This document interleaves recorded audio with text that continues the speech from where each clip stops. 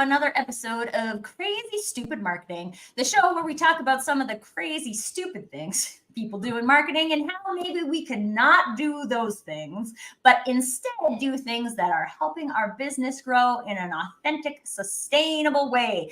And today I'm very excited to be talking about, I think this is big. Coming out of our experience with COVID is this concept of designing a marketing shift.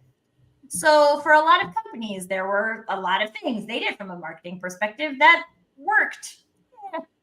Let's call it decently well before COVID. There were also some things that people did before COVID that didn't work even then, just saying.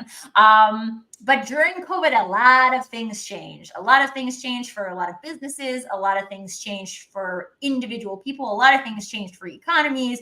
There's a lot of shifts that happened. And there were a lot of marketing programs that did not shift to meet kind of the new expectations or customer demand or a variety of different things, shifts that happened. We didn't shift our marketing with that. So today we're going to be talking about what does it actually look like to design a marketing shift. If we're looking at our marketing program now and being like, yeah, no, it's not really doing anything for us. Maybe it hasn't been doing anything for us for a while. What could we do? What might it look like to have a program that does work? And what type of questions do we need to ask? And what type of deep dives do we need to do to actually figure out how to shift into something that is going to work for us? And so because the Crazy Stupid Marketing Show is all about marketing that works, I'm very excited to dive into this conversation today. And I'm very excited to do that with my good friend, Eben, who is all about creating shifts. So before we hop into the conversation, Eben, can you tell us a little bit more about you and why this concept of shifting up is so important to you? Tracy, first of all, thank you so much for having me on the show. I've been attending several of yours and more recently, very excited about the conversations that you lead. So a key part of what I've seen in doing this work for 35 years, we're really at the core of it, we're helping people navigate change. And so shifting up has a lot to do with what most people need are quick wins. They're trying to make some adjustments to increase whatever it might be, sales or engagement, or maybe it's an internal thing with their team to get people to lean in and get behind a new idea or to boost productivity. So marketing has long been the catalyst for change in organizations. So I've worked closely with marketers at companies, and that's exactly why I love potentially working more with you, because you're very gifted in thinking about the what to do. And so in designing shifts to market, I will focus a bit more on what I call brand powered marketing and also the cultural side of making change that supports successful marketing. And we have a lot of different topics that we both share and love. So I just wanted to quickly say that a strategic shift that you make is a small incremental change that leads to a transformation over time. And then that results in a bigger change. And people want to make changes. And you can do that now with AI and this and that and change your backgrounds or whatever. And that actually has created some misdirection because people have lost track of who am I and where am I going, because there's so many tools and ways. So if you don't have a good anchor on what it is you're trying to do, then those shifts can actually be counterproductive. But we're all in the same boat right now. We've kind of gone through this, and many people have been baking their cakes, and now they're putting the icing on and like, well, how do I get this out there? Meaning there've been, people have been saying in business, but for those that have been really working on how to launch something that's a little bit more transformative, it takes a lot of effort and a lot of courage. And there's some simple and easy ways and practical ways to help improve and design those marketing shifts. And we'll be talking about that. So I'm excited to be here and look forward to any questions you have, and we'll see where it takes us. Oh, yes. So it's never predictable where the conversation is going to go. And one of the things I want to make sure that we remind all of our viewers of is that this is not just a conversation for Tracy and Eben. It is a conversation for all of us. So if you're joining us live and you have questions about what it might look like to design a marketing shift, or if you're in the middle of a marketing shift and you're experiencing something that is working well or not working well. You have insights on different shifts that you've tried to experience before. But please share as part of the conversation. Ask your questions, share your insights. We can create a more robust conversation the more voices that we have. So make sure that yours is heard in the show today as well. Evan, I want to start with a concept that you touched on in your intro, which is this idea of a quick fix. But also a transformational change. So one of the things that I like to think about from any kind of shift perspective, whether that be marketing or anything else, is that there are incremental gains that we can make over time. We don't have to wait for this like 5-year transformation to create some kind of results. And there is also that long-term game that we are playing. We're not trying to just like stick a Band-Aid on something and pretend that limb is not dangling off of our body. We are trying to actually create something that is going to be sustainable for the long term. It can also generate short-term wins. So I'd love to just hear from your perspective some of those things that you've seen or experienced that kind of bring that idea to life for people. So quick wins can be achieved with some small paradigm shifts in your approach. And you and I talked about this kind of inadvertently at different times, but right now, if a lot of you might use LinkedIn, if you're business to business or trying to like think about your marketing, and we all know how challenging it is to weed through those that are legitimate. Oh, I need to connect with this person, and one that's trying to immediately start to put you into their funnel.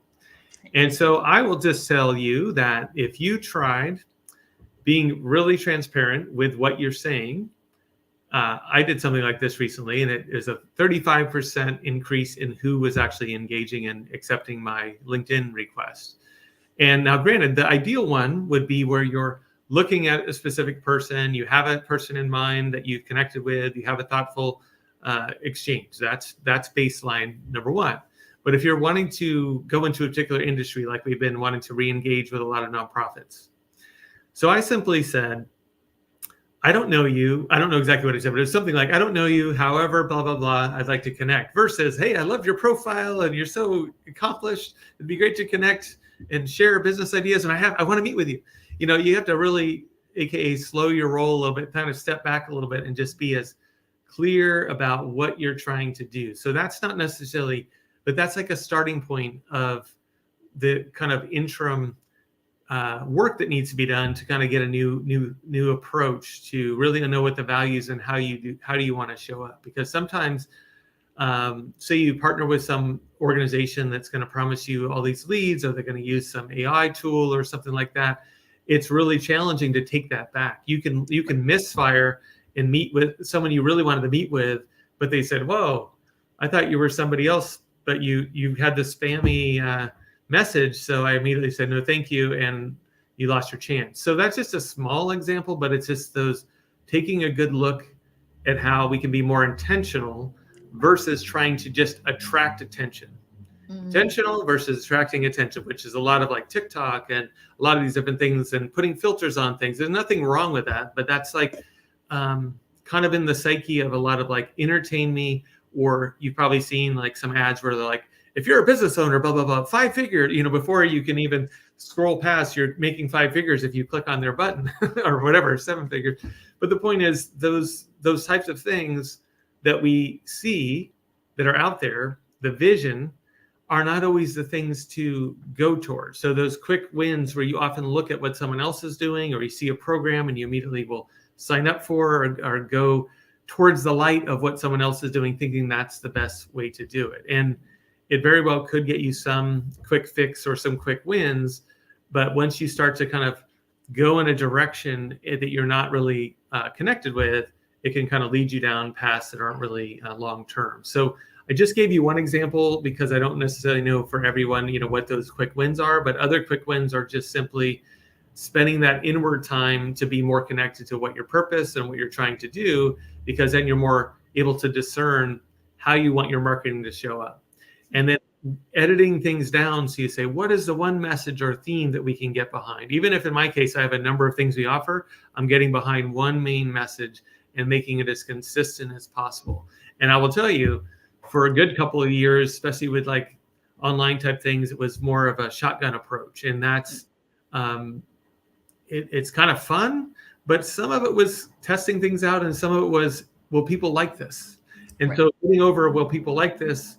But like, what can I provide of service to others in what I'm posting that I like as well? So I'm kind of rambling a bit here, but it's just like, just the small change of being as authentic as possible, and then thinking about the person consuming whatever content or whatever you're putting out there. Like you said, there's some new rules. You don't want it to seem too much like an ad, or it'll just kind of scroll right by, especially, and this isn't all about LinkedIn, of course. I'm just using that as a practical example because a lot of people are trying to figure that out. It's like, why do people like this? And why don't they like this one? And if you're just kind of more in your lane, and maybe you'll get 3 likes one time and another time you get 30, it is what it is. You never know. There's diminishing marginal returns of trying to figure out certain things when it comes to an algorithm, because I shared this post, it's got like great content and nobody saw it, and then I shared this one about my dog and like 900 people liked it, right? And you're like, this, okay, I mean, the algorithm's going to play the algorithm's game. We are here to play our game. And I like that you talked about intentionality, because I think this is a big thing that gets missed in the marketing conversation, especially if we're talking about designing a marketing shift. What is the shift we're trying to make? Because I would guess a lot of times we're talking about either being intentional for the first time or intentionally doing something else. So we were intentionally doing that. It wasn't working for our people and it wasn't working for us. So now we want to try and pivot, which is the word I used in our post for this show, to do something that is more intentional. And this is maybe a place that businesses haven't explored before. Is what is the intention? I say this to companies quite often, is that I love to use fintech as an example, because I don't even know how many payment processing companies there are. There's a lot. Right? There's a lot of people who are doing different types of banking services, and I don't know the pros and cons of all of the businesses, but I would guess that most of them, not all of them, because there's always going to be copycat businesses because they think this is a booming industry, so people try and copy it. But a lot of companies exist because they saw a gap in the industry. So someone's worked in banking for forever, things are moving more into the digital space, they see this gap, they create a company that's a solution to that gap, and there's a reason, a purpose behind that business existing. But especially in tech-related companies, it becomes easy to SEO for what your competitors are SEOing for and kind of copying another person's strategy, which I would say is not intentionality. It might be intentional, like you might be intentionally choosing to copy someone's strategy, but when you're looking at marketing or any other kind of business system or process from an intentional perspective, there really is this heavy-handed piece of the conversation about what would we do? What would I do? What would our team do? Would we talk about this product that way in the market? Would we try to? I've been complaining about this and I got another one today. The people who are using the LinkedIn sales or service request functionality to actually pitch people.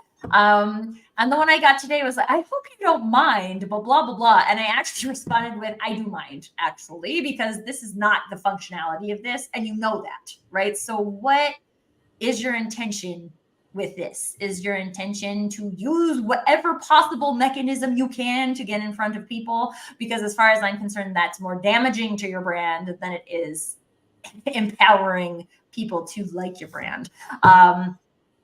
And I got no response back, of course, because this person doesn't care. But when the example you gave, Evan, about just like choosing how you would reach out to people, and I share this all the time. Like I believe that networking is about solving problems. I don't believe that networking is just about finding clients. And so I network with the intention of solving problems. Sometimes that's I shared a post last week about how I had a wonderful conversation with another lady on LinkedIn about parenthood. And it was like so rewarding for both of us. And neither of us are going to get paid from that experience. And it doesn't matter because there was a good value exchange. But when like I approach networking very differently because my intention is to solve problems, not because my intention is to sell. And if your intention is to sell, then it's, I mean, good luck to you. That's what I would say, because there's generally more to it than that. And when we can tap into that more, that deeper purpose or why that we are out here doing what we do, then I think those are really the core intentions that we can authentically build on from a shift perspective. So, Eben, I'd love to ask about when you've seen companies coming in and doing these shifts or a desired shift, do you see struggle from like a culture perspective in terms of people saying like, we're this, but when it comes down to like the actual lived values, they're not actually that? Or do you mostly see that it's people have just been so distracted by like doing things that they haven't taken the time to tap into that purpose, that why? Well, there's kind of a framework that I think most people that are checking this out will identify with. We all want to, we're seeing our path, right? So we go, oh, we're going this way and it's off course. We want to go this way. Right. So we tend to get people coming in and wanting to think about their vision and getting clarity on their vision of what they're doing. But their biggest pain point in the area where we spend the most work is on their voice. But what we tend to do is we start with values to empower that voice and that clarity of purpose to then help us figure out the vision. And so we kind of had this motto of like values to victories. And so the reason I'm sharing that is that when you start with values in a way that may embrace what they may already have as their mission statement and vision and things like that, and then they say, okay, well, now I need to make this change. Sometimes there are some dead weight values and or principles because we've kind of been taught that the more the merrier sometimes. Oh, and we need a principle for this. And we want to have some cool statements on our wall or on our website about, but if you don't genuinely connect with those things and your leadership team is wanting to lead or include people in the effort, or they're going to have a rollout to the next step or the new look and feel of their website or their brand change, having some discussion about why they're doing it, aka the Simon Sinek Start With Why, is so important to help people to embrace it and support it. And if you can get them to be a part of it, give their input and thoughts, even more ownership in what that direction is. And so when we accelerate growth for people, we actually have that team building process around values at the beginning, and then it helps to get less friction and less challenge and more adoption of whatever that change might be. And we work with a number of different family run businesses, and there's different generations within there. And some are like, yes, I know we need to make this change. And so we're very patient about where the change is coming from. And we've actually found sometimes in older generations or generations that may not be as with it with some of the latest thinking, they hold on to the spirit and the culture of the organization. But once they start to see where they're going, they actually get more excited about where it can go. And so it's a fine dance between a solopreneur or someone that's been trying to get something figured out, and you're listening to this, you're like, well, it's great, my vision and my voice and all that. I just need to get some new opportunities. And so it really comes down to the value of trust, because sales come from relationships, relationships around trust. And there's this model that is from a fairly popular book, Start With Trust. And it's kind of ties in really well with the vision, voice, and values. So in your body, you feel resonant and emotional. A lot of our choices, like we're buying a car, we're doing this, but it comes down to, I'm going to go for it. Or you scroll through something and something catches your eye, you watch their infomercials, you know what, I'm going to sign up for that $97 or $37 program. It's going to change my life. Whatever that that emotional connection is. You feel it in your body, and it's something that in the voice of what people are saying resonates with what you're wanting to hear and or wanting to believe. And so when your beliefs are asleep and you're blindly going through things, you'll sign up for or buy stuff and you go, why did I buy that? Because you're not connected to what your voice is. Oh, no, that sounds great, but I could probably figure that out on my own. Or that sounds great, but let me now go to the next part. So we have empathy that you need to feel connected in your body and your voice. Logic is in your mind. You need to be able to kind of like, that sounds right, or that, I need to cross check the figures on this, and is this worth the value of whatever I'm going to buy? Right. And then authenticity, the values. Is it connected to my larger story of who I am, where I'm going, what's important to me? And in some cases, let's get behind the curtain. Let's look at reviews. Let's see if they are actually all that. It sounds too good to be true. Maybe there are some things that I need to look out for, because do I want to buy into a company that's doing this, or whatever. So where I'm really going with that is on culture, on the level of change. When you think about the vision, voice, and values, you have to engage the people. You also have to engage the people that you're selling to on those different levels. That's why with like very practical, like on LinkedIn approach, you want to have about 70% of your posts be around things that are helpful, which you had talked about, like how can I be of service and how can I solve problems? Maybe 10% or more, depending on who's in your tribe on a personal level, because the dog story that gets people engaged, it could be really every helpful time. in your mind. And then the other 20 is a little bit more about your business. Well, oftentimes we go into this idea of promotion and sales, and we're going to really get something off the ground, and we miss the mark about just slowing down to what is it that I'm actually bringing? Who am I? And then really understand who am I talking to? And that's the thing about what's kind of what I think is a little bit manipulative, is a lot of these scripts, these story scripts of like how I'm the hero, I'm going to solve this and whatever, they work. But over time, we're starting to get a little bit immune to them, where it's like, oh, wow, this looks like someone might have written this for you following a formula. And it's really seems like it is trying to sell me something. And by the end of it, I'm like, why did I spend so much time going through this long story that felt like this vulnerability share, but really isn't? And so there's this fine line between what you express externally and how it's really showing up in your organization. So the 3 steps of making a shift in general have to do with that first part, taking a stand for your brand and culture if you have a team, or even the culture of the people that you work within or the industry. So that taking a stand part has a lot to do with the values that you're all about, your purpose, and that intentionality we talked about. The next part is making a plan, well, in the voice. So making a plan to market for growth. So you have to figure out, well, what are those steps? And we developed something called a change map that not only talks about what are the steps of marketing or getting the word out, but also how can we catch up to what it is that we're selling? Because a lot of times we're in that mode of like, well, we haven't quite baked our program yet, or we're not quite there yet. We still got to get it out there and tell people about it. And it's not so much that fake it till you make it is the way of the world, but you have to continually work on systems, work on other things that are part of that shift. Because if you're showing up differently, you have to support that. Otherwise, people won't believe it. So the last part is that kind of the breakthrough results that you start to have with those victories show up, but they have a bit more of the measurement and kind of some of the goals that are a little bit more in that the outcome, and then what do we need to change or continue to shift to improve? Because you're always learning, and you got to start somewhere. And you kind of you might say, oh wow, people like this. Like we just discovered that people really like and hold on to this theme of us being their transformation partner.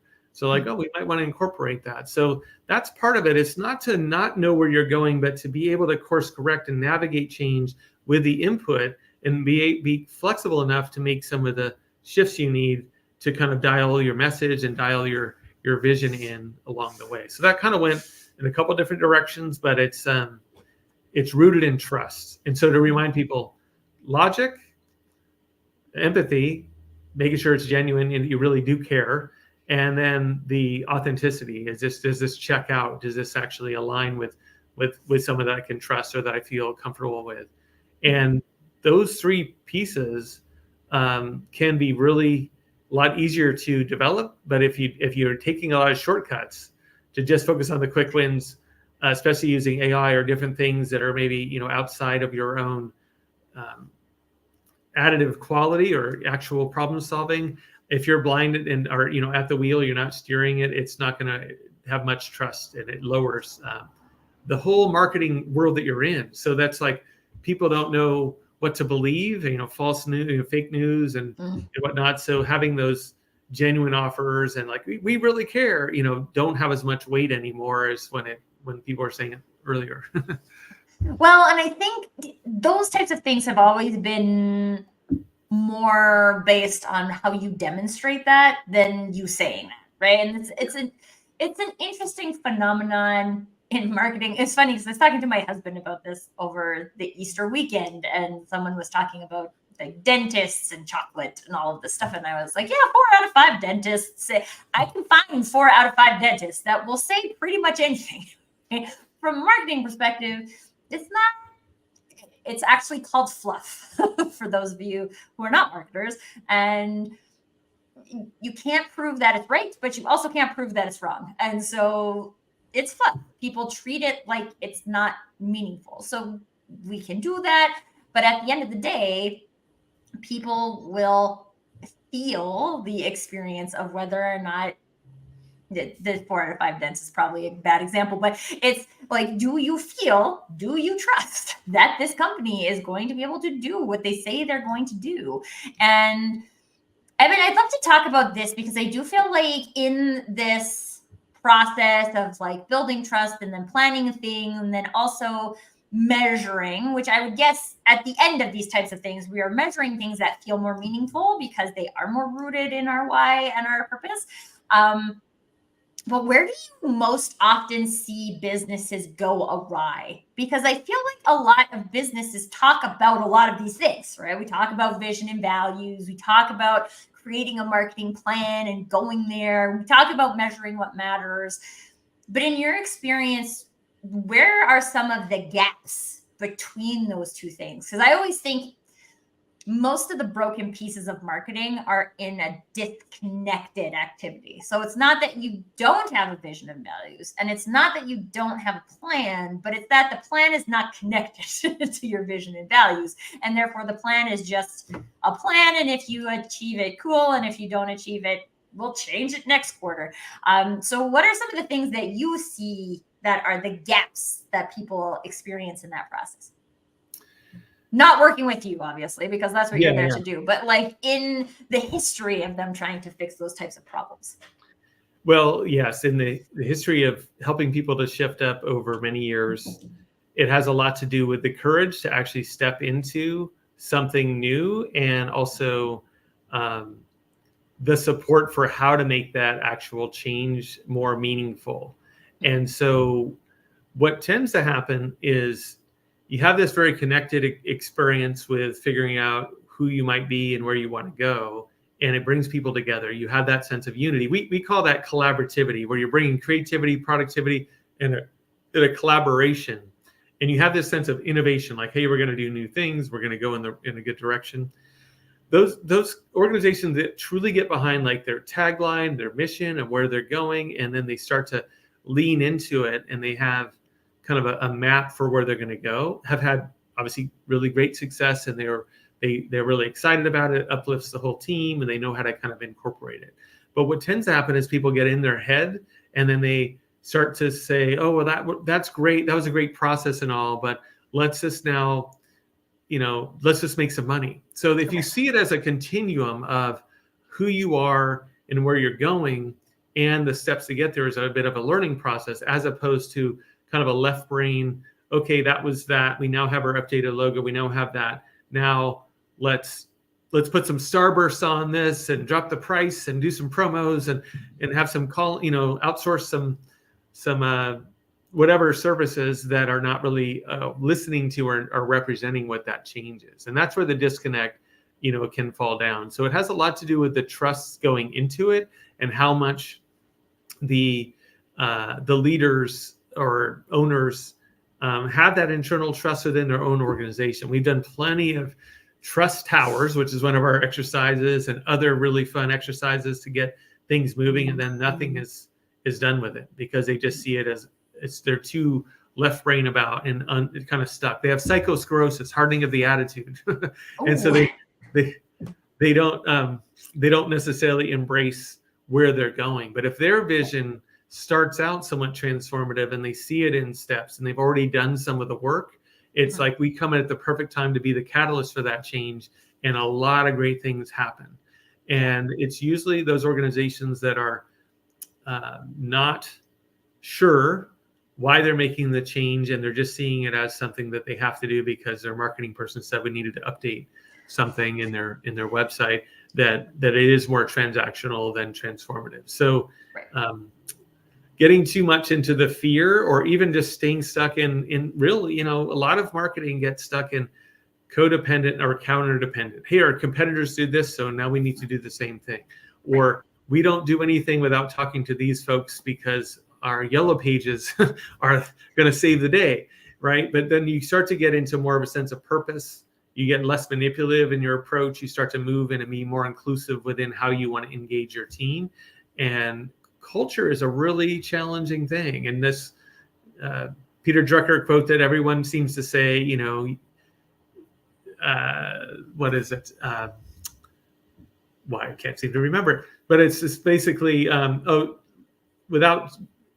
culture eats strategy for breakfast, right? So you can have all these great strategies and all these change maps and plans, but if your culture doesn't embrace it, then it's kind of that challenge that people get. And that's why we change from just being a branding marketing company into a strategic change agency, is that we're more neutral and we're there try to be there for the longer haul and help them through, make it easier for them to make those shifts.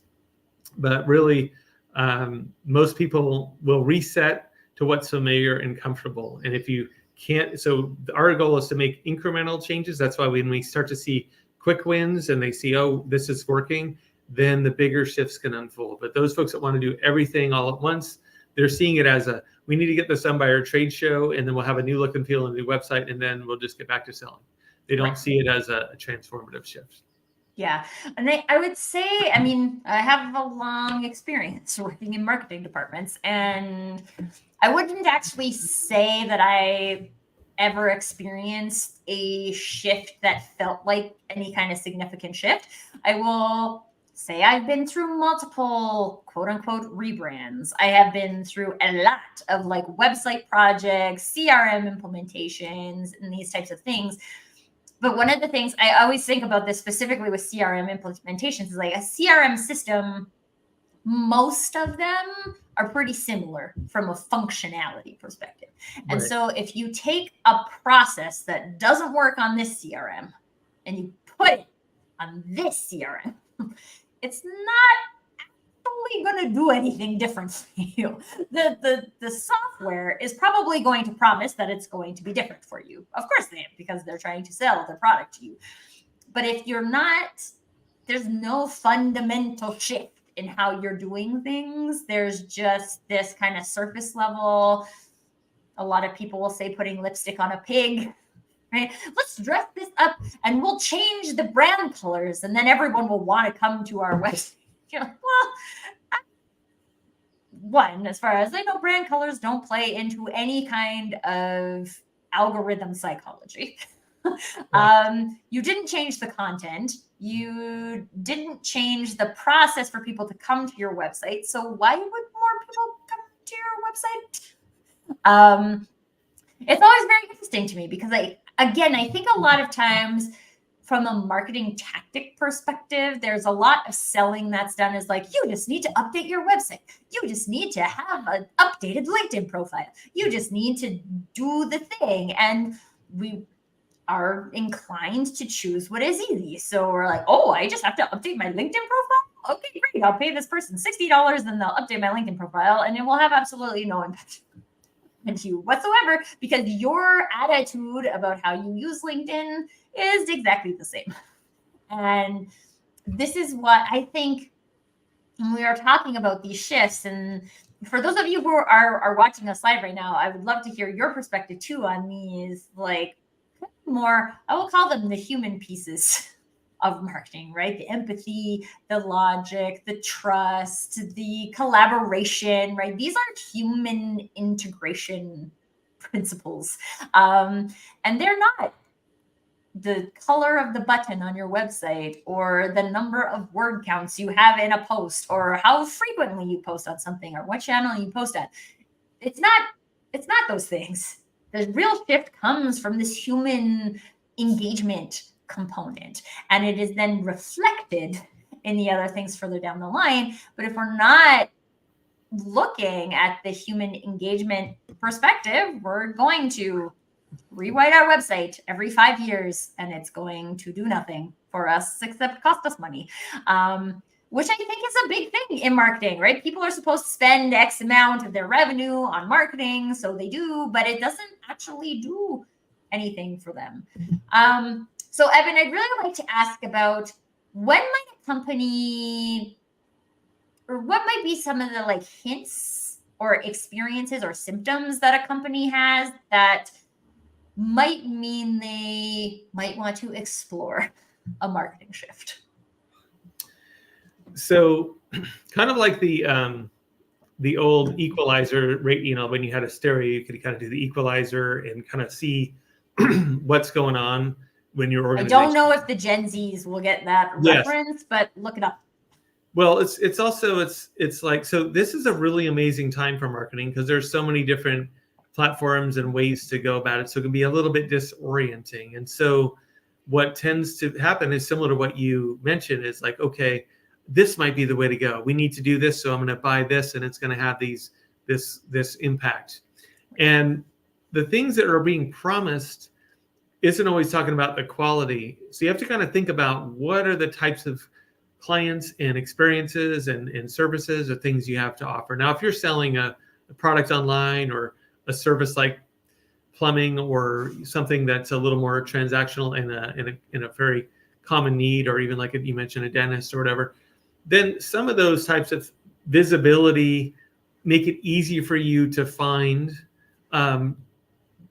things need to be worked on. But the whole premise of how we think about using the web, especially with advanced types of searches, to service up what we need, or even a voice command, hey, find me this or whatever. Sometimes there's less questioning about who we're gonna work with, because we're just going with what shows up. And so the more that people look the part or say the right things, and if certain values have shifted right now in creative services, doing things more cheaply is definitely focused on, because people's budgets are a little bit more, and there's different ways to do things. So it's harder to potentially see what those values are that align if things start to change. So the biggest thing, like those places where people are looking for making those shifts, is when they've gotten a little turned around, and they're kind of lost on not just who they are, but what are they going to do, or they've kind of run out of different options, or certain things aren't working anymore, and they're kind of at that crossroads of like, well, yeah, kind of like you said, we can keep spending money, and we can't turn that SEO person off, and we can't turn that off because they feel like if they did, the things would fall apart. But they realize that the conversion or the connection to what it is they're offering isn't as clear, and they haven't updated things in a few years. So you need to kind of be thinking about shifts more quarterly, more monthly, not radical things like we went a purple brand, now we have a blue brand, but more of like dialing things in. And most business owners don't have the time to do that. And so what happens is you get this backlog. Okay, the people are in pain or complaining a lot about this, or this is the fourth time we've heard that we couldn't use our form, or they couldn't figure out what we did, or whatever it might be. You have to make those shifts when you start to hear those things. And more people are not going to actually tell you. It's kind of that ghosting phenomenon. Some will, some won't, but you're like, what's going on? And so it's important that there's some insight about what strategic changes you make as well, where it's not just a knee jerk, oh, well, we think you need to do this. And so it's helpful if an organization is tracking and looking at what's going on, and there are ways to do that and gather that information. But what tends to happen is people drift instead of shift, and then they go, oh, we're drifting off course. And so when they have a sense, what we have developed this one tool, this compass, if you will, to help understand where they're going, the brand culture compass, then they can kind of navigate through when their industry or things change. Quick example, Macy's department store may not be as common in Canada, but they used to be all over, and they're shutting a lot of stores down, and they're pivoting a lot of the stores to smaller stores. And they used to be department stores that had kind of a discount, and they always had sales going on, but they're now wanting to be a little more like Nordstrom, where they're kind of like moving into that market, because there's some pockets of people who have money and more luxury type stuff.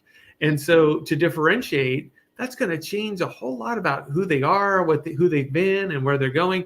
And to the consumer, until it happens, there's no like, what are we going to do now? Because people they might hear about a change and they may not know that it's happening, but there's a real curveball that can happen where people make a change and they think it's going to work, but it can kind of backfire because they haven't taken into account that the speed of change within the actual culture out there isn't ready for whatever they're doing. But it's yeah. So it kind of, again, went in a couple different directions, but it's kind of an open-ended thing. What do you look for? It's hard to know, for each organization, but it's usually when they're feel like they're drifting off course, they need to recenter themselves. And then those quick wins can be really helpful to kind of move them, but then it's in step with a larger plan. And once they're engaged with a larger plan after some of the quick wins or in tandem, it's so much easier to engage and to get back on that process of continually being more engaged with your organization and making the shifts you need. Yeah.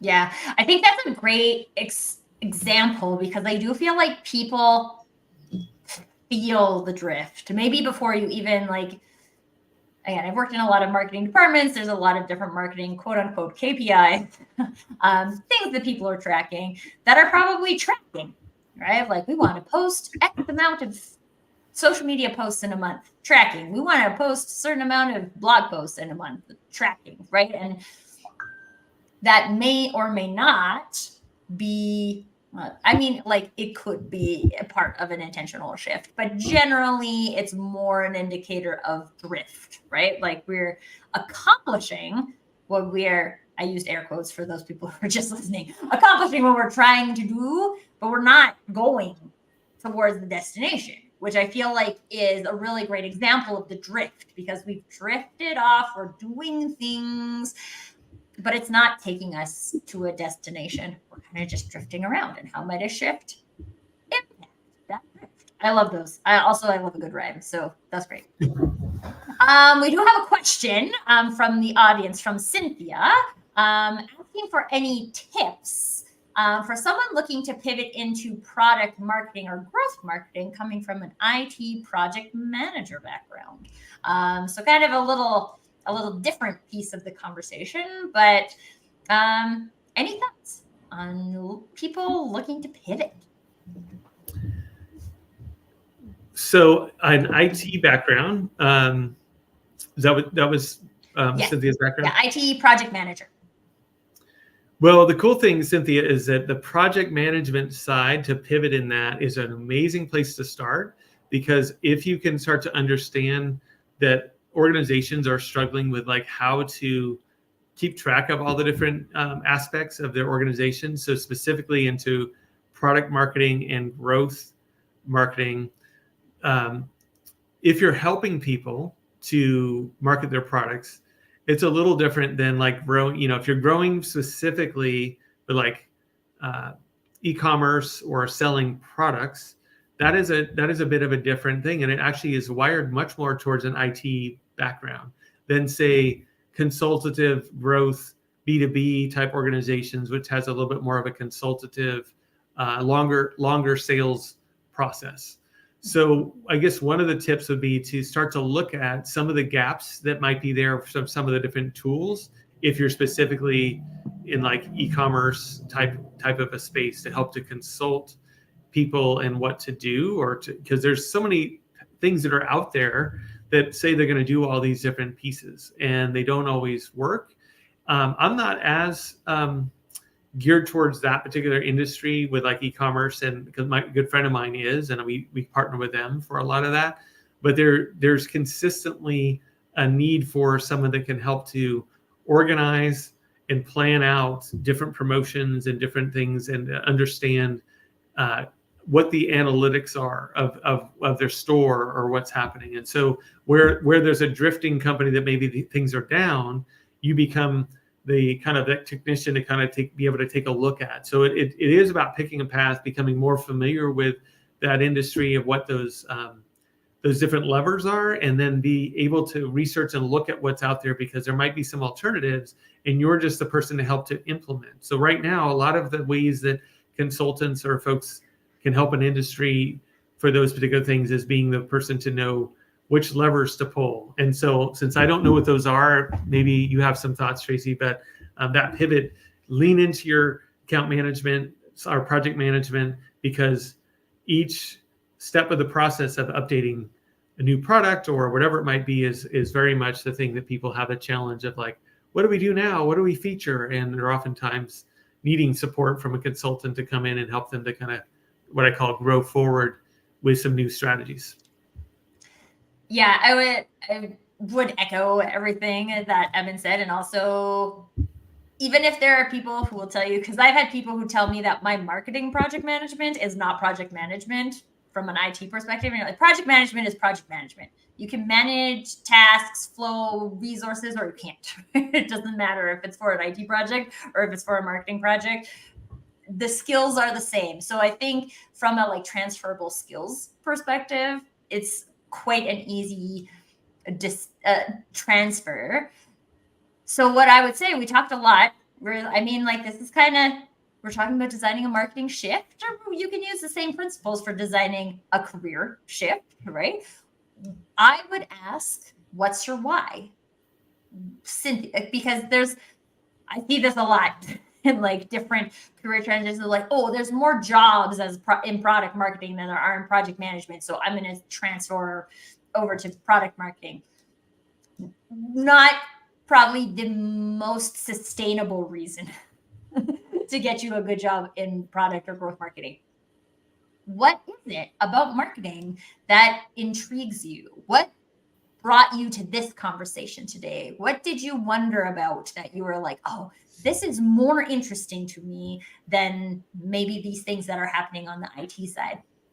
And this is also a thing from a like personal branding side, conversation side, but even from, if we're not even looking at the like public view of that, we're just looking at maybe interviewing and resumes and things of that nature, knowing why you'd want to take, okay, I've got all this experience in project management, and I'm just not excited about going that direction, but I know that I could use this experience in this direction. I am excited about this. What's exciting about that for you? And tap into that in terms of, again, whether it's like a public shift or more of a private behind the scenes shift. I think it's an opportunity for you to say like, yeah, this is why I want to do this. And awesome. Great question. Yeah. Evan, anything else you would add there? I was going to say, there are platforms that integrate a lot of growth marketing in the kind of online product space.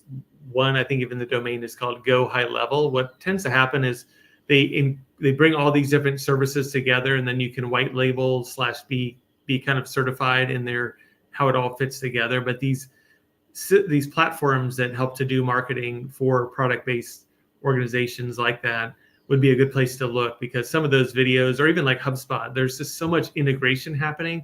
And so if you can figure out which platform or something you want to maybe get good at, having a tech background, you could get more versed in something and be familiar with an area, and then tap into people that have that system and want someone to help manage or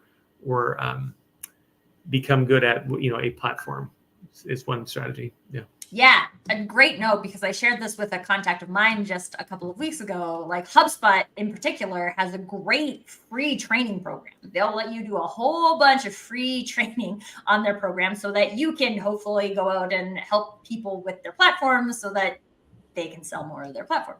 But it's a really great free opportunity from a learning. And so like HubSpot in particular is a very powerful marketing engine. So there's a lot of analytics. There's a lot of the email campaigns and social media scheduling and sales management. And there's They've got like all the things. So it's even just a great thing to do from a curiosity standpoint. If you're interested in like exploring, maybe this is a direction you want to go, look at some of those software opportunities, say like, oh, maybe I could like try this and see how it feels. And I can, especially if you can try it for free. I mean, I've got a certification and it was free and I learned something about myself, because you might also learn that maybe that's not the direction you want to go.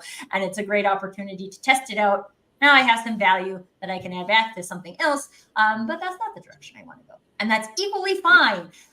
Maybe we'll like wrap things off there for today, Evan, just because in terms of when we're making these shifts, I would guess that from time to time we realize that like we're trying to go this way, but then we don't want to go that way. And one of the things you touched on earlier was this ability to be able to like, okay, no, let's adjust and let's go a different direction. So in this whole, let's call it a journey of a marketing shift. How important is it to be able to like learn something and adjust and update our direction if necessary? Yeah, I think having that flexibility. So actually a big part of my background is in health and wellness promotion. And so long ago, it's always stuck with me. Healthy personality is flexible. And so the way we're leading today, there's been a lot of emphasis on the bottom up servant leadership. And then there's also the top down, which when people get stressed, they're like, oh, we brought in this person, they're going to tell us what to do. But I'm considering that the evolution of leadership, if you're a solopreneur or you're manager or you're marketing director or whatever role you're in, is to think about, instead of top down or bottom up, to be more what I call the kind of the grow forward, kind of like how can whatever you're doing propel and create opportunities to help you to grow forward. If it's an opportunity that helps you to move forward, but it doesn't work, okay, retool and come back to center. But if you're kind of too sporadic and you're going a lot of different directions, you're holding on to the past, it's really difficult to move forward. So the shift recipe here in flexibility is, yes, you want to collaborate with people, you want to get other input, but if you get too rigid or too stuck, and sometimes with fear, you go, well, that's not going to work, and I tried that before or whatever, just know that that's the first sign of not even drifting, but you're kind of like stuck. And so a lot of companies, we do work and get them unhinged from that, get that unstuck place. And the things that do it are those places where they can actually kind of liberate and share more of what they really want to do. And then to see that we can actually help them to align and move it in that direction gets them feeling that trust to actually take action. But the biggest challenge internally or even within oneself is the contradiction between, is this the right thing to do? Or so we get kind of in this hovering spot, waiting to see what's going to happen on the outside. And sometimes that is helpful. But if you don't want to rush things or buy into a program wholeheartedly because that isn't maybe going to fit you, but some programs are good. Whatever's going to help you to get moving in the right direction, but ultimately being true to a sense of where you want to go isn't always as easy in business, because you have to pay the bills and you have to kind of like, well, I didn't want to do this, but I had to do this because my big vision didn't get off the ground yet. But if you don't give up on that big vision and you see it as part of the process, you take it in stride and you're willing to do what it takes. But a lot of people do kind of give up or say, well, I ran into a problem with marketing. And I'll be the first to tell you, I've been there many times. I'm even there somewhat right now because it's a lot of effort to market. So the more you can do it where you have a sense of like, oh, let's go where it can actually be a little bit easier, you'll find that people can be drawn in and attracted to what you're doing much more than you're trying to get attention for. Hey, look at this, because they might look, but they're not going to engage because they always have that, I don't want to be sold to. Right. Depending, some people do want to be sold to in certain industries. You need the hard. Well, people want to fix their problems, right? Yes, but exactly. I don't think anybody wants to be sold to. It's why people for so many years had a thing against used car salesmen. I just want to walk around this lot and look at cars. I don't want to be stuck by. Okay? But I do want to buy a car. I'm here because I probably need a car, right? But like, let's just think about this experience. And I think that plays back into the conversation about intentionality we had at the beginning. What are we trying to do here? Why do we exist? Why do we even want to go in that direction. I've seen this a lot with entrepreneurs, right? People are trying to sell you $1 million business. Do you even need $1 million business? Do you even need close to $1 million business? I mean, like, you can choose that, but choose it because you want it, because you need it, not because someone told you you should have it. And any other reason that might come up on the internet, which is what I think leads to crazy, stupid marketing instead of go there. intentional marketing. So, Eben, thank you so much for sharing all of your wonderful thoughts with us today. Where is the best place for people to find you if they would like to learn more? So you could befriend me on LinkedIn as a good way, because there's some good information there, just as a way to, if you have a question or something. So there aren't too many Ebens on LinkedIn. So if you look at my name, Eben Tobias Greene, and then our company is shiftupagency.com. And yeah, there are very few strategic change agencies. And I feel like now is the time for us to really help a number of different organizations solve some of these problems. But I think partnerships and collaboration are really key. So I'm really thankful for the opportunity, Tracy, and look forward to talking to you more. And I love how you're approaching this, because not all things are crazy and stupid if it helps you get to where you want to go, but it's usually not all in one program or system that is out there that's going to solve it or fix it. Yeah. Well, and I actually think, like, for me, it really does come down to intentionality. If we know why we're doing something, even if it doesn't work, it's fine. It's part of the process. It's part of grow and learn.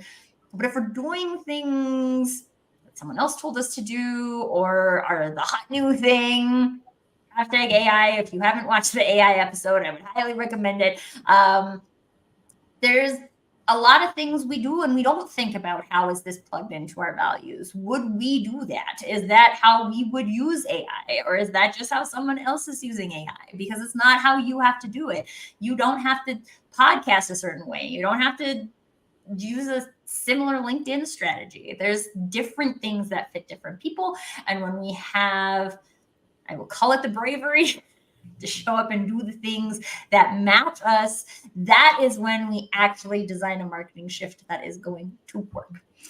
So last but not least, I want to remind everybody that if you are in the conversation today and designing a marketing shift, whether that is for a career perspective like Cynthia, or for a business perspective like some of you else who are hiding behind the scenes and not commenting because I know you're there, this isn't a one-off conversation. This is an opportunity to stay in the conversation about what does it look like to design this shift that is going to be impactful for our business or for our personal brand or for whatever you're trying to shift.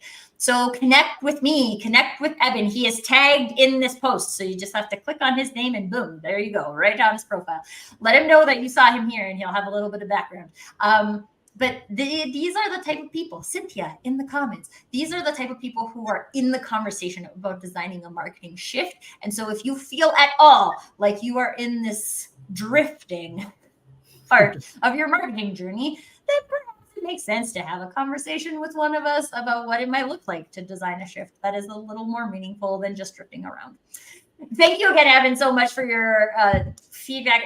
I mean, we could talk for a very long time. We will continue to talk. We'll probably be back on a follow-up episode. And Cynthia, thank you so much for your wonderful question. And if any of you have additional questions, pop them in the comments and tag us. We can come back and answer them if you're watching this on replay, because I know we are an hour earlier than we normally run. We are also going to be an hour earlier next week for our episode, just because of guest calendars. So stay tuned for that. We're going to be talking about neurodiversity in marketing. I'm very excited about this episode. We will have a panel of wonderful people sharing about that. And get connected with each other, get connected with the speakers. This is an opportunity for all of us to invest time, effort, and energy in not doing crazy, stupid marketing, but doing things that are meaningful to us. Thank you again for your time. And until next time, permission to do you.